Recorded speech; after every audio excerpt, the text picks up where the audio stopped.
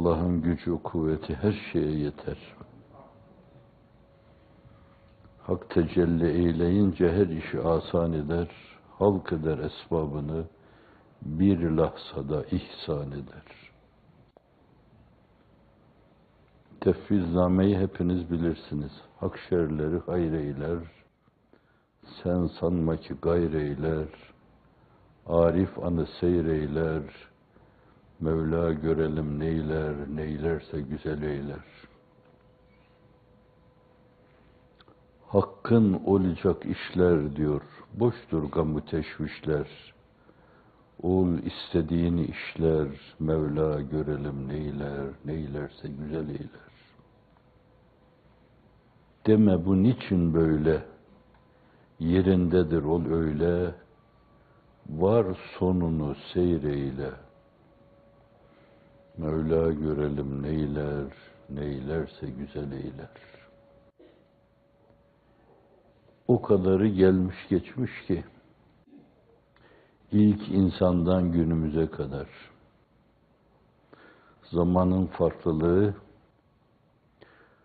konjonktürün farklılaştırmasıyla ayniyet çizgisinde değil, misliyet çizgisinde cereyan ede durmuş her şey. Bütün olumsuzluklar. Bir de bakmışsınız bu olumsuzlukları bu defa olumlular halis dairesi, doğurgan döngüsü. Diğerinin tersi. Takip ediyor. Başkaları da kullanmış mı? Hazreti onlardan mı almış? Hazreti Piri Muğan, Şem'i Taban, Ziya-i Himmet. Her gecenin bir naharı, her kışın bir baharı vardır. Ortalığı kar kaplayınca meyus olmayın, kar, buz filan diye. Çünkü onları hep nevbaharlar takip etmiştir. Bütün şom ağızlar bir araya gelse, bir şom ağız korosu oluştursalar, bahar gelmeye ben müsaade etmeyeceğim deseler, baharı getirecek kudreti kahire, irade-i sübhaniyesiyle onların ağzına bir şamar indirecek, yine baharı getirecektir. Bahardan sonra da yaz olacak, güller açacak, bülbüller şakıyacak Allah'ın izniyle. Yarasalar inlerine sığınacaklar. Saksağanlar da hadlerini bilip gül dalından inecek.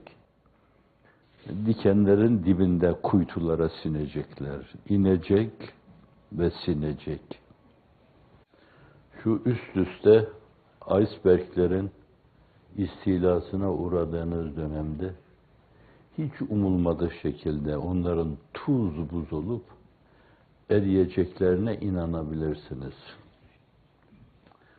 Hırçınlıklar, huşunetler bir yönüyle kime karşı kullanılıyorsa şayet muvakkaten onlarda bir üzüntü meydana getiriyor. Getirmesi de tabii çok iyi bildiğiniz İzzet Molla'nın iki mısrasıyla ifade edeyim. Az üzülmeniz tabii. Ben usanmam gözümün nuru cefadan ama ne de olmasa cefadan usanır candır bu. Tekme yiyeceksiniz, tokat yiyeceksiniz. Yüzünüz kızarmayacak veya sarsılmayacaksınız. Olacak şey değil bu. Çınar bile olsanız bir tekme vurduğunuz zaman, vurulduğu zaman bir ihtizaz yaşayacaksınız. Bir titremeye maruz kalacaksınız. Ama zannediyorum tepenize inen her balyoz, sırtınıza inen her tekme sizdeki immün sistemini güçlendirecek. Yeni stratejilere sizi sevk edecek. Meselenin bir dünya meselesi olduğunu daha iyi anlayacaksınız. Bütün alternatifleriyle.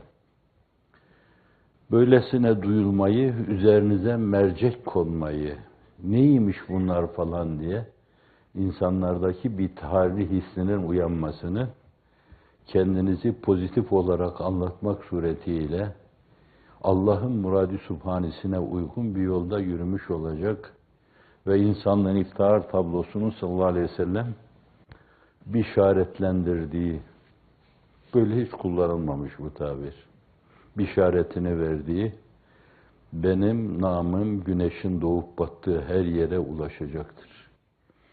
Güneşin doğup battığı her yerde hemen, yahu bunlar neymiş, kimmiş bu insanlara? Hareket diyorlar bazen, camia diyorlar. Camiadan rahatsız olan, camia alerjisi olan insan da var. O polen alerjisinden daha kötüdür, onun tedavisi yok. Evet. Böyle alerjisi olan insanlar, alerji olacaklar, rahatsız olacaklar, kaşınıp duracaklar, kaşınmalarıyla kalacaklar Allah'ın izniyle. Ama size de madem o merak, çok ciddi bir merak, o tabir de kullanılmamış, evrensel merak. Davanın evrenselliğini ifade etmek için böyle evrensel bir meraka ihtiyaç vardı. Evet. Bu merakın arkasında kıpırdayan dudaklardan dökülen şeyler, ya bunlar kimmiş böyle diye. İşte bu da bir mercek koyma işin üzerine demektir. Sizin nabzınızı tutma, kalbinizin ritmine kulak verme demektir. O zaman dinleyecekler ve siz de kendinizi güzel dinleteceksiniz. Hakikaten ritmin hiç bozuk olmadığını göstereceksiniz, nabzın düzgün attığını. 70 deyip 71 dememeye yeminli olduğunu anlayacaklar. Böyle pozitif bir anlayış bence, bu da sizin kredinizi daha bir yükseltecek. Onlar atıp tuttukça atıp tutmaları bu çağlayanın, hani sızıntı çağlayana dönmüştü ya, onun önünü kestiler. Bu da farkına varmadılar. Muvakkaten baraja dönüştü. Sonra negatif şekilde değil de deldi barajı, İrem barajı gibi değil, deldi barajı bu defa. Şimdi çağlayana doğru yürüyor. Deryaya doğru yürüyor. Allah sizinle beraberse, onun inayetiyle, riayetiyle, kilaetiyle, hıfziyle, hırzıyla, hısn-ı hasiniyle inşallah kimse sizin önünüzü alamayacaktır. Fakat diğerleri belki hırçınlıklarından değişik bela ve mesaibe maruz kalacaklardır. Yer yer bayılıp düşeceklerdir. Saralılar gibi. Yer yer kasıklarını tutup sancıdan kıvranacaklardır. Bağışlayın, huf puf deyip yatakta sağdan sola, soldan sağa döneceklerdir. Yanlarında yatan masum insanları bile rahatsız edeceklerdir. İn tekunu te'lemun fe innehum ya'lemun kema te'lemun ve tercun minallahi ma la yercun. Azıcık elem çekiyorsanız unutmayın. Size elem çektirenler kat katını çekiyorlar. Ama bir fark var. Siz bir kısım recalara dilbestesiniz. Cenab-ı Hakk'ın size iyi günler, nevbaharlar lütfedeceğine inanıyorsunuz. Bir ikincisi de dünya adına bir talebiniz olmadı ki kaybetmenin husranını, hicranını yaşayasınız. Normal meşru yollarla ticaretini yapan insanlar bir şey kazanmış olur. Fakat tamamen kendini bu işe adamış insanlar, ben bu adanmışlara bir dikili taşın var mı diye, varsa parmak kaldırsın desem zannediyorum parmak kaldıracak kimse olmayacak. Du cihandan el yudum hanım kalmadı. Giderken gözün geride olmayacak. Dönüp dönüp arkana bakmayacaksın. Şum vardı, bum vardı, villam vardı, yahu filolarım vardı. Adalar arasında bunlar yüzüp duruyordu. Ben de çakır keyif hep onlara bakıyor, seviniyordum. Öyle yatıyor, öyle kalkıyordum falan. Yok böyle bir derdin. Efendim, yoklukta yaşadın, bir dikili taşın olmadı. Dolayısıyla varlığa yürüdün. Dünyada varlığın adına ne varsa hepsini o ilk evin, Şeb-i Arus adına ilk evin olan kabre taşıdın. Nam-ı celili ilahi nerelerde daha şehvalaşması gerekli? Nam-ı celili Muhammedi sallallahu aleyhi ve sellem nerelerde bayrak gibi dalgalanmalı? Acaba hangi yolla gitsek bu meseleyi hızlandırırız? Ona bakmalı. Onun dışındaki her şeye jaluzileri de kapamalı, kapıları da kapamalı. Suzi'nin ifadesiyle beyhude yorulma, kapılar sürmelidir demeli. Sürgüleri sürmeli ve başka her şeye karşı kapanmalı. Sen tecelli eylemezsin perdede ben var iken, şartı izharı vücudundur adim olmak bana. Ben deyip hep davul sesiyle kendimi ifade ettiğim sürece sen tecelli eylemezsin Allah'ım diyor.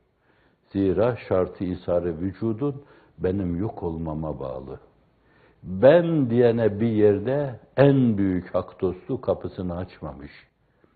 Efendim iki ben olmaz. Bir tane o. Bir tane sonsuz olur. Diğerleri nispi, izafi sıfırlardır bunlar. Kendini bu konumda kabul ettiğin ve kendine de konumunu kabul ettirdiğin takdirde Allah'ın izni inayetiyle alama maruz kalsan da zannediyorum diğerlerinin yanında öşür sayılmaz o. Onlar kıvranıp duruyorlardır. Elde ettikleri şeyleri meşru, gayri meşru. Hazineyi, hassayı, milliyeden elde ettikleri şeyler ya kaçırırsak diye inanın endişeyle oturup kalkıyor, endişeyle kıvranıp duruyorlardır. Çevrelerinde henüz bu işleri bilmeyen çoluk çocukları bile, yakınları, akrabaları bile bu sancıda neden falan der dururlar. Öyle bir sancı çekersin ki esasen durumunu iç dünyan itibariyle keşfedemeyen insanlar hayret eder. Neden böyle kendini öldürüyor bu insan? Evet, siz de belki ölesiye bir yolda koşuyorsunuz, bir köheylan gibi. Ama bir hedefe koşuyorsunuz.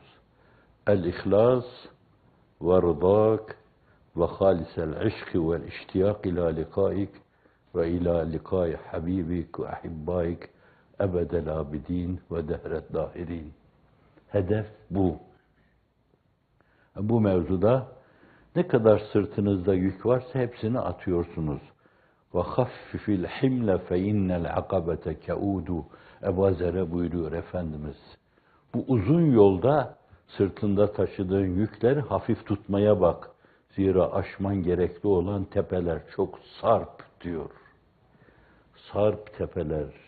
Yunus ifadesiyle bu yol uzaktır, menzili çoktur, geçidi yoktur, derin sular var. Ona göre hazırlığını yapacak, o geçidi olmayan yerleri geçecek, aşılmaz gibi görülen Everest tepelerini aşacak Allah'ın izniyle. Ama herkesin can atıp ulaşmak istedikleri sultanlar sultanına ulaşacaksın. Dünyanın binlerce sene hayatı bir dakika cennet hayatına mukabil gelmediğini söylüyor söz sultanı. Cennetin de binlerce sene mesudane hayatı bir dakika rü'yeti cemaline mukabil gelmez diyor. Bütün varlığın çehresinde gördüğünüz güzellikler onun çok perdelerden geçmiş. 70.000 perdeden geçmiş kesretten kinaye. 70 milyon perdeden geçmiş gölgesinin gölgesi. Ayan beyan Hazreti Ruhu Seyyidül Enam'ın beyanıyla Tolunay'ı ufukta gördüğünüz gibi bu izdiham yaşamadan bakan herkesin görmesinden kinayedir. Yoksa o Tolunay değildir ve görünmesi de Tolunay gibi değildir. Ama mesele ifade etme istihare tarikiyle. Müzaheme yaşamadan onu göreceksiniz. İnsan o farklı yapıyla kudreti kahirenin kamil manada tecellisine mazhar o yapıyla duyduğunu duyacak, gördüğünü görecek. Allah o duymayı lütfeylesin, o görmeyi lütfeylesin. Önünüzde böyle bir vadi sübhani, vadi nebevi varsa bence, bütün dünya elinizden geçse, bence gamınız fazladan sayılır. Gam adına israfa girmiş olursunuz. Onun için elden geldiğince Füzuli ifadesiyle gamı pinhan etmeye bakın. Hatta en sevdiğinize bile açmayın. Der ki, gamı pinhan ederdim ben. Dediler ya kıl ruşen, desem ol bir vefa bilmem. İnanır mı, inanmaz mı? Ama siz gamınızı pinhan edin, saklayın bu mevzuda. Bir insanın imandan nasibi mahlukata şefkati nispetindedir. İnsanlara şefkat etmeyen insanlar kendi insanlıklarından istifa etmiş sayılırlar. İnsanlara şefkatli olmayanlar insanlıktan istifa etmiş sayılırlar. İtizal etmiş sayılırlar. Yazıklar olsun onlara. İnsanları derdest edip içeri atanlara. Yazık ediyorlar kendilerine. Öbür alem itibariyle kendilerini acınacak duruma düşürüyorlar. Daha şimdiden aklımıza gelince gözlerimizi yaşartacak duruma düşürüyorlar.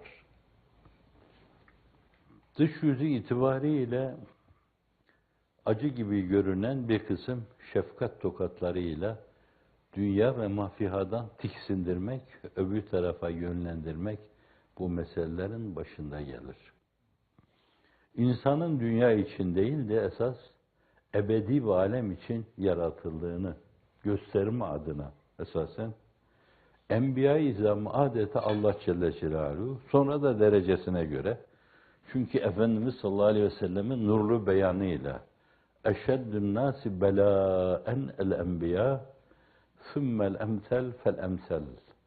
Belanın en çetini, en zorlusu başta Enbiya-i İzam'a gelir. Neden? İmam yani.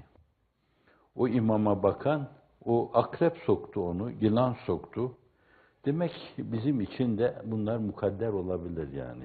Evet, şayet onları bir akrep sokmuşsa, bir yılan sokmuşsa, bağışlayan bir kene ısırmışsa, demek ki arkadaki cemaat için de her zaman söz konusu olabilir. Başlarına ne geliyorsa şayet cemaat için de söz konusu olabilir. Evvela o sevdiği insanları, insanlığın iftihar tablosunu düşünün yani. 13 sene Mekke-i Mükerreme'de Alvar İmamı Muhammed Lütfü Efendi Hazretleri ifadesiyle, yani onun çektiği şeyler bir yönüyle dağların başına inseydi dağlar paramparça olurdu. Fakat ben hiç onun of dediğini bilmiyorum. Taif dönüşü öyle şeye maruz kaldı ki, oraya çünkü ümitle gitmişti.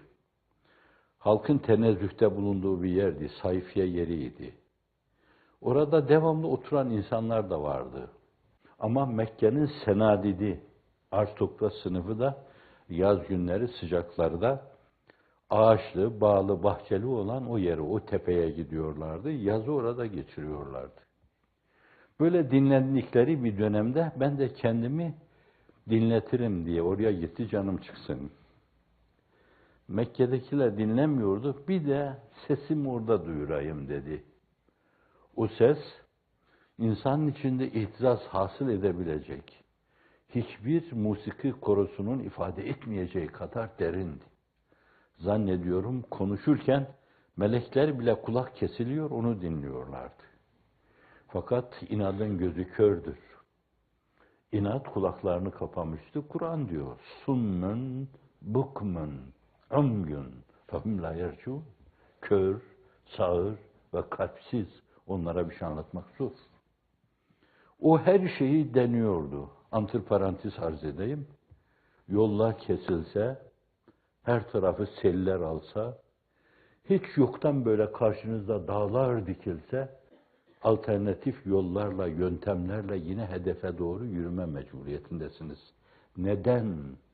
Çünkü rehberiniz öyle yapmıştı. Yolunuz peygamber yoluysa şayet, rehberiniz öyle yapmıştı. Evet, bir de Taif'te sesimi duyurayım dedi. O sesin arkasında bir yönüyle belki ilahi soluklar vardı.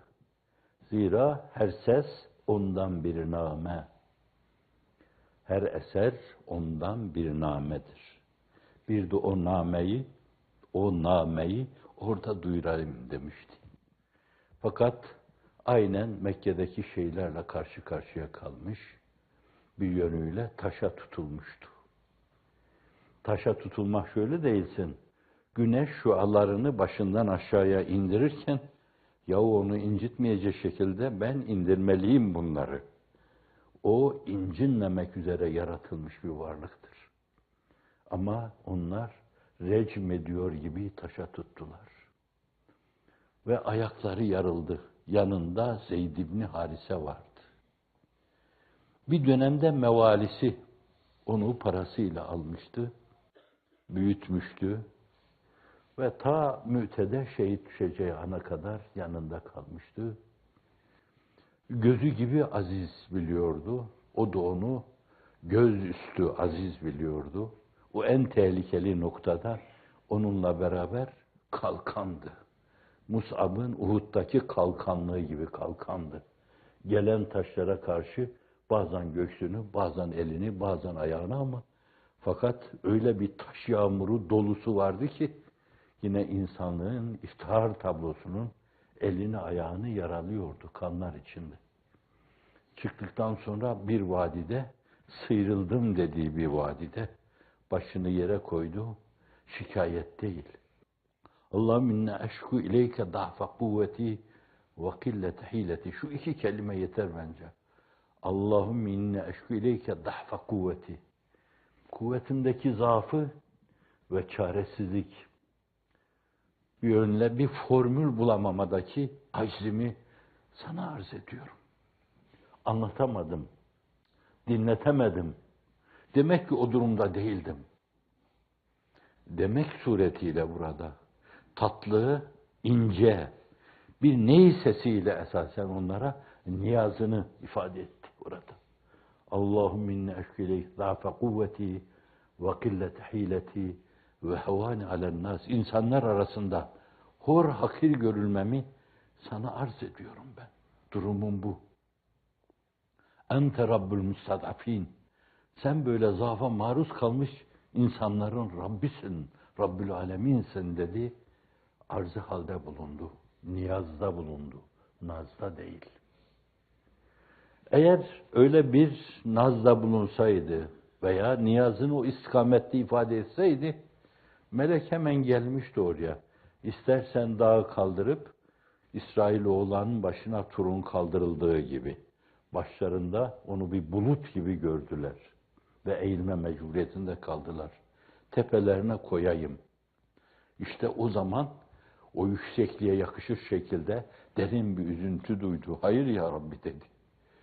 Bunların neslinden 100 sene sonra bir tanesi La ilahe illallah Muhammedur Resulullah diyecekse hayır ya Rabbi dedim. İşte gönül bu. Gönül. Gönlün ortaya konduğu yerde %100 gönül. Gönül kesiliyor. Vicdan kesiliyor. Öyle bakıyor. Kendini taşa tutanlara karşı bile 100 sene sonra onlardan bir tanesi La ilahe illallah diyerek ebedi hayatını garanti ve teminat altına alacaksa mahvetme onları Allah'ım diyordu. Evet, çekme Enbiya-i İzam'ı çekiyor. Ama bu o en büyüklerin, Ül-Azim peygamberlerin en son çekeni. Ül-Azim peygamberlerin ilki öyle biliyoruz. Hazreti Nuh aleyhisselam. Kur'an kronolojik sıralarken o sıraya göre meseleyi takdim buyuruyor, sunuyor diyebilirsiniz. Evet, taşa tutulmuş o da. Hatta menkıbelerde, Kur'an-ı Kerim'de o mesele yok da, bazen ip bağlamış, sürüklemişler. Sürekli kapıların tokmağına dokunmuş. La ilahe illallah, Nuh Neciyullah mı, Resulullah mı, Nebiyullah mı demiş. Misyonunun gereği diyeceği şeyi demiş. Fakat her değişinde, her edişinde vahşice bir mukabeleyle karşılaşmış. Hazreti İbrahim aynı şeyi söylemiş. Ve inne min şi'ati İbrahim iz ca'e rabbehu bi kalbin selim. Onun soyundan, yolundan, yönteminden birisi de İbrahim. Ama kalbi selimle geldi. İçinde hiç gıllıgış yoktu. Kimseye karşı hissi nefret yoktu. Sempatiyle açılmıştı herkese. Şefkatle herkese teveccüh ediyor. Kucağım herkese açık diyordu. Ama ne yaptılar? Onların o batıl inançlarına karşı, itikatlarına karşı tavrını sergileyince bir ateş yaktılar, öyle cezalandırıyorlardı. Ateşe attılar onu da. Hazreti Hud'a ne yaptıkları belli değil. Hazreti Salih'e ne yaptıkları belli değil. Hazreti Lut Aleyhisselam'a ne yaptıkları belli değil. Hazreti Zekeriya'yı baştan aşağı testereyle kestiler. Şam'da bir camide abidesini yapmışlar. Biçildiği yer olarak abidesi orada. Kıtmir'de gördü, Şam'dan geçerken gördü ona da. Baba yetmedi diye evladı Hazreti Yahya'yı da şehit etmişler. Halazade Hazreti İsa'ya takılmışlar. Nasıralı genç diye sağda solda. Gönülleri hoplatacak sözler söylüyor. Ama haşa ve kella onların mülahazasını ifade ederken o mülahaza ifade edecek kelimelerle bile ifade etmekten sakınıyorum ben. Evet, bilmem ne gibi yakın takibe alınmış. Adım adım. Girdiğine ihtimal verdikleri her kapıyı kırıyorlar. Her pencereyi kırıyorlar. Onu derdest etmek, yok etmek için. O günden bugüne o büyük insanlar eşeddün nâsi belâen el enbiya gerçeğinin bir yönüyle maruzu olmuşlar. Hep o şeye maruz kalmışlar ve bu halleriyle, bu tavırlarıyla, maruz kaldıkları şeylerle demişler ki bu yol uzaktır, menzili çoktur, geçidi yoktur, derin sular var. Eğer onların yolundaysanız, onların başına gelen şeyler sizin de başınıza gelecek. Zira siz bu dünya için yaratılmadınız. Siz ebed için varsınız. İnsan ebedden ve ebedizattan başka hiçbir şeyle tatmin olmaz. 1000 sene deseniz, 2000 sene deseniz, bitiyor mu bu zaman? İstemem ben onu. İşte istemeyeceğiniz şeylerden sizi uzaklaştırarak aynı zamanda ebediyen isteyeceğiniz bir yöne yönlendiriyor. Bunun için azıcık kulağınızı çekiyor, öyle sayılır ona göre. Azıcık ensenize bir tokat vuruyor. Şimdi bizim yediğimiz tokatlar da öyle. Değişik versiyonlarıyla çekmenin her türlüsü oldu. Ama bizimki bu son çağa imzasını atan, o büyük zatın yanında işin ölçü olmaz. Şu kadarını söyleyeyim. Hani çekmediğim ceza, görmediğim cefa kalmadı. Divan-ı Harpler'de bir cani gibi muamele gördüm. Bir serseri gibi memleket sürgüne gönderildim. Aylarca ihtilattan men edildim. Ve bir yere geliyor ki, eğer dinim intihardan men etmeseydi, bugün falan topraklar altındaydı diyor. Şikayet etmeyen insan, halini arz etme adına topluma bakın böyle, yani bu yolda yürüyenlerin başına gelecekler böyle. Bir sinek ısırması kadar bile bir şeye maruz kalmamış, hazırcı, sonradan bulma bir kısım densizler bilemezler esasen. Bu dini mübini İslam'ın ne ızdıraplar çekilerek bu hale getirildiğini bilemezler, anlayamazlar.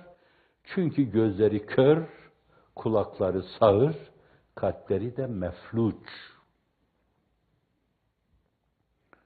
Evet, topraklar altındaydı diyor şimdiye kadar. Bu meselenin ağırlığını ifade ediyor. Ben hayatı seniyelerinde onun 19 defa zehirlendiğini biliyordum. Meseleyi benden daha iyi bilen birisi yakın tarihte bana ulaştırdı, 21 defa zehirlemişler. Bakın yanında olan o 5-10 insan, 20 insan, 30 insan, 40 insan bunlar sempatizanı çok. İyi bir insan diyeni çok. Belki onunla 1 milyon. Nitekim Afyon savcısı öyle diyor. 500 bin kadar, yarım milyon kadar sempatizanı var diyor. Fakat genelde hapislere Denizli'de de efendim, Ankara'da da, Afyon'da da içeriye girenlere veya değişik yerlerde takip altına alınanlara bakınca böyle sizin kadar bir şey. Bu kadara bile tahammülleri yok. Hayır, o kadar insan bile sizin etrafınızda kümelenmemeli. Buna hakkınız yok diyorlar.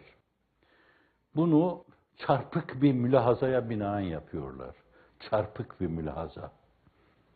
İntikamın her türlüsünü yapmışlar. Fakat bir türlü kani olmamışlar. En iyisi mi bunu zehirleyelim? Zehirlemişler bir defa. Ruhun nufkuna yürümemiş. Demiş ben burada kalacağım biraz daha. Bir daha yapmışlar. Yine ben kalmaya kararlıyım arkadaş demiş burada. Dini mübin İslam'a hizmet demiş yani burada. Karşıda bir yangın, içinde evladım yanıyor, imanım tutuşmuş yanıyor. Onu kurtarmaya koşuyorum ben. Ben burada kalmalıyım. Yaşama hizmet için olmalı. Hizmet etmeyeceksem yaşamanın hayvan yaşamasından farkı yoktur. Namı celili ilahiyi dünyaya duyurmayacaksam kendi kültür değerlerimi bir musiki edasıyla dünyaya duyurmayacaksam ben hayvan gibi yaşıyorum demektir. Duracağım. 2, 3, 4, 5, 21 defa zehirlemişler. Belki onca şey daha sonra tesirini icra etti. Urfa'ya, peygamberler diyarı, belki ceddinin diyarı diyeyim. O seyit olduğuna göre Hz. İbrahim'in ülkesi olması itibariyle orada ruhun ufkuna yürüyecekti. Oraya kadar gitti. Bu orada ruhun ufkuna yürüdü. Başı birinin dizinde, o diz sahibi bana anlatmıştı.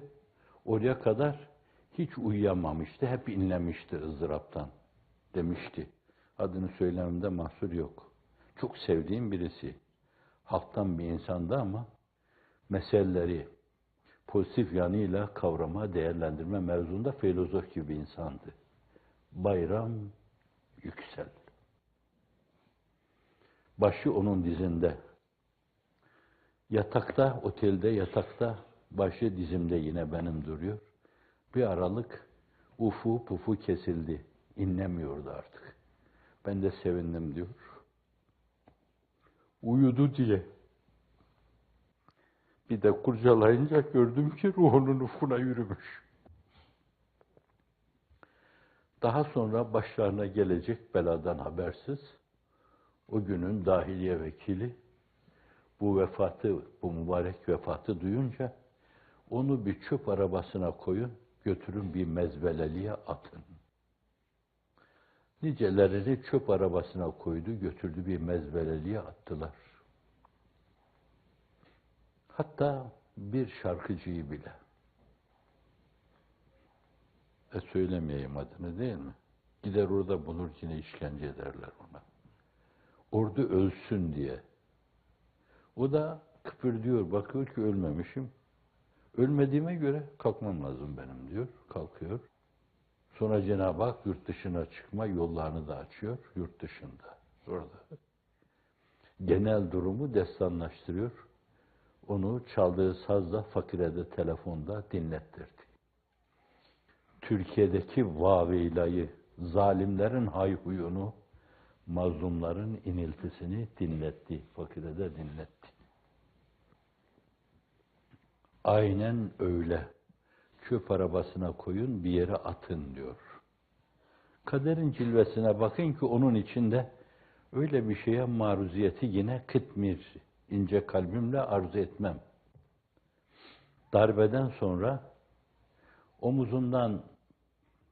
omuzundaki payelerle kendini payeli zanneden birisi bir tekme vuruyor, bulunduğu binanın balkonundan küt diye aşağıya düşüyor ve ölüyor. O gün işe hükmedenlerden birisi Onu bir çöp arabasına koyun, götürün bir mezbeleliğe atın diyor. Evet, Türkçemizde de kullanılan bir tabir vardır Arapça. Men dakka dukka. Men dakka dukka. Aynen. Biri Cennetül Firdevs'e amudi bir yükselişle, bir helezonla yükselir gibi yükseliyor. Öbürü de Hazreti Yusuf'un kunun ibine atılışını ifade eden Kur'an'daki ilk müzikiyle ifade edilir bu. Cüp. Cüp diye cehennemin gayyasına yuvarlanıyor. Zalimler öyle cüp diye öyle bir çukura yuvarlanacaklar. Kadın, erkek tefrik etmeden, aileleri parçalayanlar, annesini evladından edenler, evladını annesinden edenler, dinlerine, imanlarına bakmadan onlara Firavunların yaptıkları, Amnufislerin, Ramseslerin, İbn-i Şemslerin, Jules Sezar'ların, Gazzafilerin, daha bilmem ne kadar kefere-ü fecerenin yaptığı şeyleri yapıyorlar. Bir de halkı bir yönüyle böyle sürü gibi görerek diyorlar ki bunlar Yahudileşmiş, Hristiyanlaşmış falan diyorlar.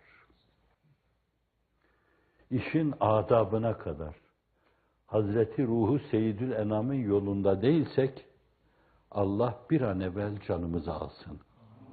İşin adabına kadar.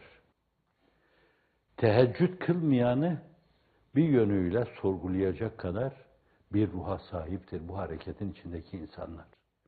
Acaba attığım bu adım Efendimizin izine tam basma şeklinde miydi, değil miydi? Değilse ayağım kırılsın diyecek kadar bu mevzuda hassas yaşayan insanlara bir şom ağızlı, kendini bilmez, Hristiyanlaşma, Yahudileşme, dinden çıkma, irtidat etme, fırak-ı dalli olma filan gibi şom ağızların hırıltıları türünden, hırıltılarla arkalarından sürü halinde sürüklenen insanlara karşı onlara yaptıkları şeyleri makul gösterme, meşru gösterme, hukuki gösterme, adilane gösterme gayreti içinde çırpınıp duruyorlar. Ama Allah her şeyi görüyor. Kiramen katibin her şeyi yazıyor. Muakkibin her şeye nigahban. Kabre girildiği zaman her şey anlaşılacak. Akı, karayı görecekler. Evet, bu yol bu. Bilerek bu yola böyle girmişseniz, bu yol bu. Ona katlanacaksınız. Hiç kimse pişman değil burada. Gelse celalinden cefa, yahut cemalinden vefa, ikisi de cana sefa, lütfun da hoş, kahrın da hoş. Evet, belayı, musibeti, hoş birer şerbet gibi yudumlayan insanlara Allah'ın izni inayetiyle bu hizmet yolunda yürümeyi katiyen acı gösteremezler. Onlar hizmet tatlılığından başka bir şey bilmiyorlar. Hizmet tatlılığı onları öyle mesletmiş ki bu mevzuda, Gedai'nin dediği gibi, o suyu kim içse hemen, kalbe doğar nuru cihan, verir hayatı cavidan, yandıkça yandım bir su ver. O suyu kim içse hemen, kalbe doğar nuru cihan, verir hayatı cavidan, yandıkça yandım bir su ver. Bak şu gedanın haline, bend olmuş zülfün teline, Resulullah'ın zülfünün teline bend olmuşlar. Bend olmuş zülfün teline, parmağı aşkın balına, bandıkça bandım bir su ver. Yolu bu, yöntemi bu, taddığı bu. Siz zehir bile içirseniz, bu ağzındaki balla onu bala çevirir Allah'ın izni inayetiyle. Çin'i karıştırsanız, maçını karıştırsanız, Avrupa'yı karıştırsanız, Amerika'yı karıştırsanız, Allah'ın izni inayetiyle bir gün bu insanlar akılları başlarına gelecek. Sizin o karıştırmalarınızı bağışlayın. Tükürük haline getirecek, sizin yüzünüze çarpacaktır. Hicaptan iki büklüm olacaksınız. Vesselam.